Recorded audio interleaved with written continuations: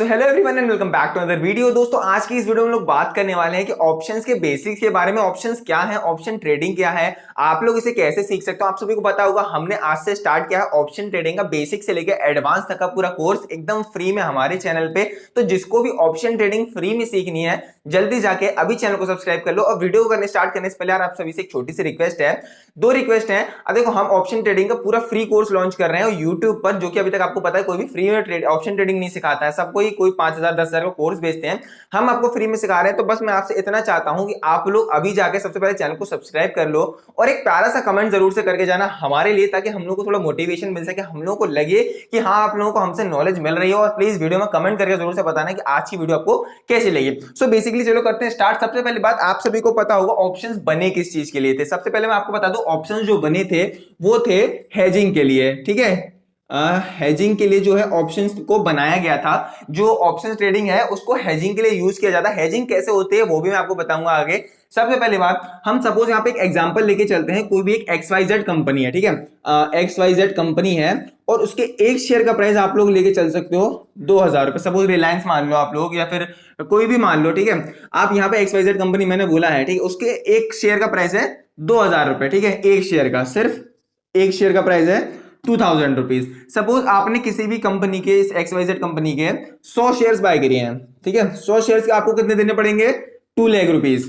2,000 रुपए के हिसाब से अगर आपने 100 शेयर्स बाय करे तो आपको उस सिचुएशन में 2 लाख रुपए देने पड़ेंगे। ठीक है, अब आप सभी को पता है शेयर मार्केट के अंदर हम लोग शेयर्स को क्यों बाय करते हैं? या तो उसकी प्राइस बढ़ेगी तो हमारा प्रॉफिट होगा, प्राइस घटेगी तो हमारा लॉस होगा। इस सिचुएशन में क्या होता है, आपने जब 2 लाख रुपए इन्वेस्ट करे हैं, सपोज आप मान के चलो कि उस शेयर की प्राइस हो जाती है 2,100 रुपए, तो यहां पे आपको जो आपने 2 लाख रुपए इन्वेस्टमेंट करी है तो उसका क्या हो जाएगा? 2,10,000 रुपए।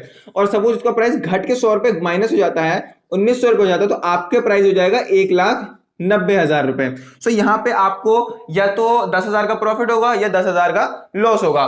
ठीक है, अब देखो आप सभी को पता है हम लोग एनालिसिस करते हैं, कुछ ना कुछ सबकी एनालिसिस अलग अलग होती है मार्केट में इन्वेस्टमेंट से पहले। कोई लोग बंदा चार्ट पैटर्न देखता है, कोई फंडामेंटल्स देखता है, कहीं से न्यूज मिल गई, या फिर सपोज आपने 2 लाख रुपए इन्वेस्ट करे हुए हैं और आपको कोई न्यूज मिल जाती है लाइक कोई वॉर वगैरह की, कि इसकी वजह से मार्केट में डाउन मतलब काफी अच्छा खासा फॉल आ सकता है, तो इसमें आपका लॉस हो सकता है। ठीक है, आपने यहाँ 2 लाख रुपए इन्वेस्ट किया हुआ है और आपको पता है मार्केट में डाउन मूवमेंट आने वाला है, तो आपका यहां पे हो सकता है लॉस। अब आप उस लॉस को बचाने के लिए क्या करोगे?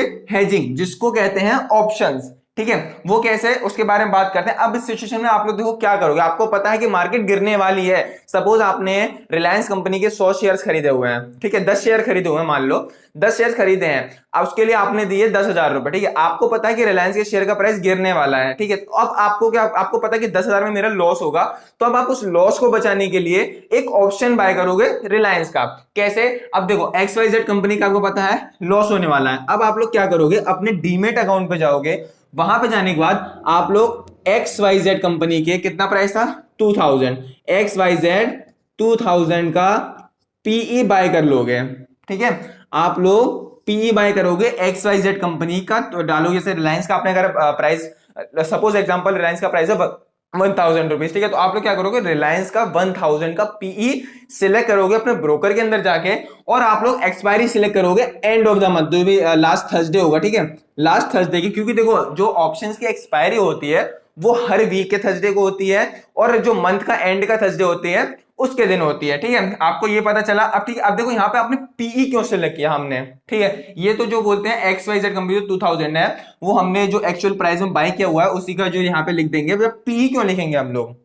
पी को इसलिए लिखेंगे दोस्तों क्योंकि पी, देखो ऑप्शंस के अंदर होती है दो चीजें, एक होता है पी, एक होता है सी। पी का मतलब होता है दोस्तों पुट यूरोपियन, और सी का मतलब होता है कॉल यूरोपियन। तो दोस्तों हम यहाँ पे इसको बाय कर लेंगे। अब देखो एक चीज हमेशा याद रखना, कभी कभी जब मार्केट में ऐसी कोई सिचुएशन आती है, पैनिक सिचुएशन, जो आपको मैं जैसे वॉर वगैरह का बता रहा हूं, तो उस केस में क्या हो सकता है, जो 2,000 रुपए है ना इस XYZ कंपनी का प्राइस, ये घट के 1,000 भी हो सकता है और 1,500 भी हो सकता है। तो इसके लिए हम लोग क्या करेंगे? XYZ कंपनी के 2,000 का पी बाय करेंगे। पता है आपको, पी बाय करते हैं जब मार्केट डाउन जाती है और सीई बाय करते हैं जब मार्केट अप जाती है।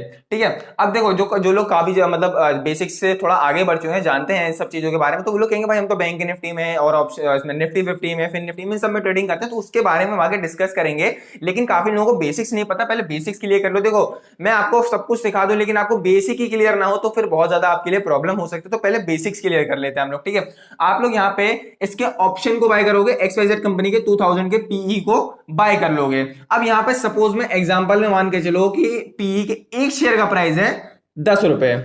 ठीक है, हम मान के चलते हैं पीई के एक शेयर का प्राइस है 10 रुपए। अब देखो ऑप्शंस के अंदर हम लोग ट्रेडिंग करते हैं लॉट्स में। लॉट्स मतलब आपको वहां पे लॉट्स में ट्रेड करना होता है, वहां पे पर्टिकुलर एक शेयर बाय नहीं कर सकते। ऑप्शंस के अंदर आपको जो भी लॉट साइज होगा उसके अंदर बाय करना पड़ेगा। जैसे कि हर कंपनी का अलग अलग होता है और इंडेक्स का अलग होता है। सपोज यहाँ पे हमने मान लिया कि एक शेयर का प्राइस, ठीक है, एक शेयर का प्राइस है 10 रुपए। ठीक है, अब जैसे आपको मान लो एक लॉट है 250 का, जो हम पर्टिकुलर स्टॉक्स में ट्रेड करते हैं तो स्टॉक्स के लॉट का साइज बड़ा होता है कंपैरेटिवली इंडेक्स के साइज में।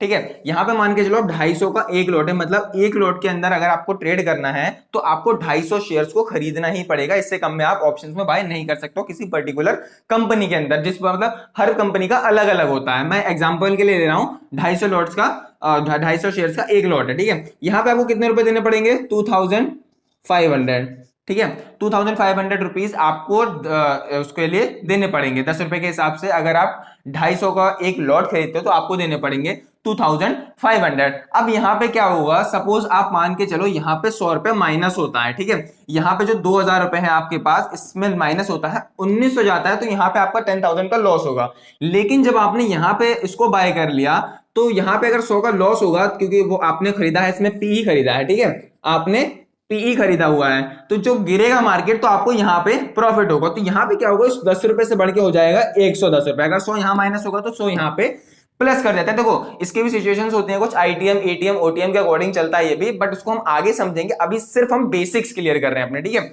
यहाँ पे आपको पता चला इसका प्राइस हो जाएगा 110 रुपए। अब आपने 110 रुपए के हिसाब से जब 250 क्वांटिटीज ली हुई है तो यहाँ पे 250 क्वांटिटीज 10 रुपए के हिसाब से आपने बाय करी थी। अब 110 के हिसाब से 250 क्वांटिटी आपकी हो गई 27,500 रुपए की। यहां पे आपको कितने का लॉस हुआ? 10,000 रुपए का। यहां पे आपको प्रॉफिट कितने का हुआ?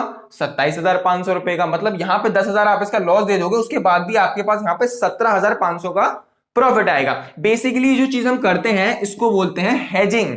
हेजिंग के साथ साथ इसको बोलते हैं इंश्योरेंस कराना। इंश्योरेंस कराने से मैं एग्जांपल देता हूं आपको छोटा सा। सपोज आपने एक बाइक ली है, बाइक का प्राइस है 3 लाख रुपए।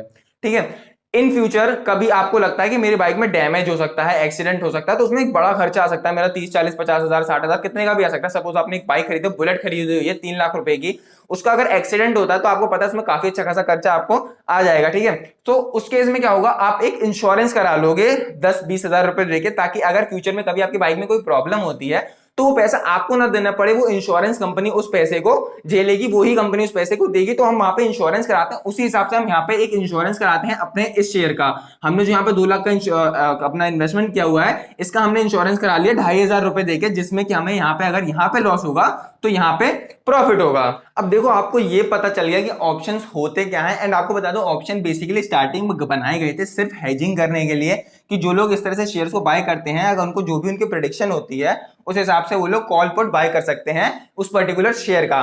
ठीक है, लेकिन आपको पता है ये चीज हेजिंग के लिए बनी थी। अगर मैं आपसे कहूं कि आपने यहां पे ये 2 लाख रुपए इन्वेस्टिंग नहीं करे, ठीक है, आपने यहां पे 2 लाख रुपए इन्वेस्टिंग नहीं करे, आपने सीधा आके ये पुट बाय किया 2500 रुपए देगा और आपको प्रॉफिट होता है 27,500 का, मतलब आपका प्रॉफिट 10x हो गया।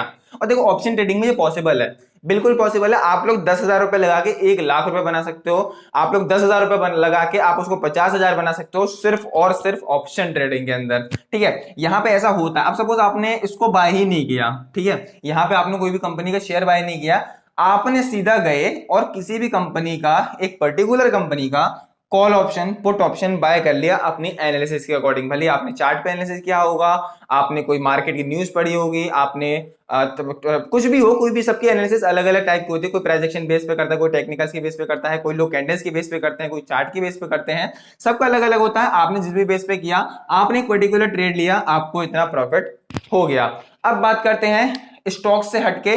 काफी लोग बोलेंगे कि भाई हम तो इंडेक्स में ट्रेड करते हैं। अब इंडेक्स क्या होता है वो जान लेते हैं। देखो एक होती है निफ्टी 50। ठीक है, यहां पे मैं बता दूं आपको, एक होता है निफ्टी 50, एक है बैंक निफ्टी।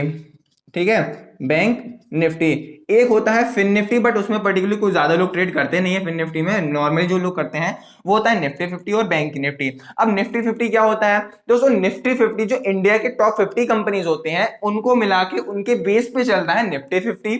और जो बैंक निफ्टी होता है वो है एक बैंकिंग जो फील्ड होती है, जो बैंकिंग सेक्टर्स हैं उनके बेस पे चलता है बैंक निफ्टी। तो निफ्टी 50 के अंदर इंडिया के टॉप 50 कंपनीज आती हैं, उनके बेस पे, जैसे रिलायंस इंफोसिस और आपकी बहुत सारी कंपनीज है वो सब इसके अंदर आती हैं। और बैंक निफ्टी के अंदर आती है आपकी HDFC bank, axis bank, Kotak bank और आईसीआईसीआई बैंक, एसबीआई बैंक। ये सारी जो बैंकिंग सेक्टर्स होते हैं बैंक निफ्टी के अंदर आते हैं। तो मतलब वो बेसिकली वो उनके कंपोनेंट्स होते हैं। बैंक निफ्टी जो वर्क करेगा इन सब बैंक से अकॉर्डिंग करेगा, और निफ्टी 50 जो 50 कंपनीज है उनके बेस पे काम करेगा। तो आपको ये समझ में आया, जो नॉर्मली लोग करते हैं निफ्टी 50 के अंदर और बैंक निफ्टी के अंदर करते हैं। जैसे कि आपको मैंने यहाँ पे बताया था, यहाँ पे आपको 250 शेयर्स का एक लॉट बाय करना होता है। तो निफ्टी के अंदर जो एक लॉट होता है वो होता है 50 शेयर्स का, और बैंक निफ्टी के अंदर जो एक लॉट होता है दोस्तों वो होता है 25 शेयर्स का। ठीक है, निफ्टी के अंदर 50 शेयर्स का एक लॉट होता है और बैंक निफ्टी के अंदर 25 शेयर्स का एक लॉट होता है। तो उसकी अकॉर्डिंग प्राइसिंग में भी थोड़ा डिफरेंस आता है। जो निफ्टी के एक शेयर का प्राइस अगर 100 होगा तो बैंक निफ्टी के एक शेयर का प्राइस 150 रुपए होगा।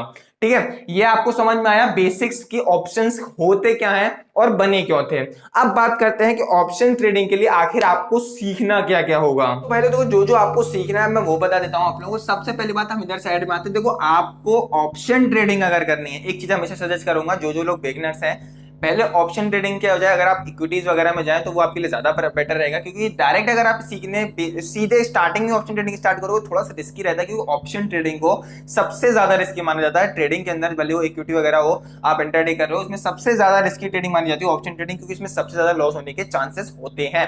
अब बात करते हैं आपको क्या क्या सीखना है। सबसे पहले आपको टेक्निकल एनालिसिस सीखना पड़ेगा, आपको प्राइस एक्शन सीखना पड़ेगा, आपको रिस्क मैनेजमेंट सीखना है, आपको ऑप्शन डाटा सीखना है, आपको साइकोलॉजी सीखनी है, आपको ट्रेड मैनेजमेंट सीखना है, आपको मनी मैनेजमेंट सीखना है। ऐसी काफी सारी चीजें जो कि आपको ट्रेडिंग करने से पहले सीखनी पड़ेंगी। अब दोस्तों देखो, काफी लोग कहेंगे भाई टेक्निकल एनालिसिस सीख लूंगा, रिस्क मैनेजमेंट सीख लूंगा, प्राइस एक्शन सीख लूंगा। तो भाई टेक्निकल एनालिसिस के अंदर भी बहुत सारी चीजें आती हैं, प्राइस एक्शन के अंदर बहुत सारी चीजें आती हैं, तो इसके अंदर बहुत सारी चीजें आपको सीखनी है। तो वो सारी चीजें हम लोग अपने चैनल पे सिखाने वाले हैं, तो जल्दी जाके चैनल को कर लो सब्सक्राइब। आई होप सो आपको ऑप्शंस का पूरा बेसिक्स क्लियर हो गया होगा। हम आगे इस सीरीज को कंटिन्यू रखेंगे, आपको ये सारी चीजें सिखाऊंगा एकदम फ्री ऑफ कॉस्ट। इसके अंदर क्या क्या चीजें होती हैं वो सारी चीजें हम लोग सीखेंगे, बट उसके लिए सिर्फ आपको एक चीज काम करना है, जाके चैनल को सब्सक्राइब करना है, बेल आइकन को ऑल पे करना है, और कमेंट में एक अच्छा सा कमेंट दे देना है कि आप लोगों को आज की वीडियो कैसी लगी। तो आई होप सो वीडियो पसंद आई।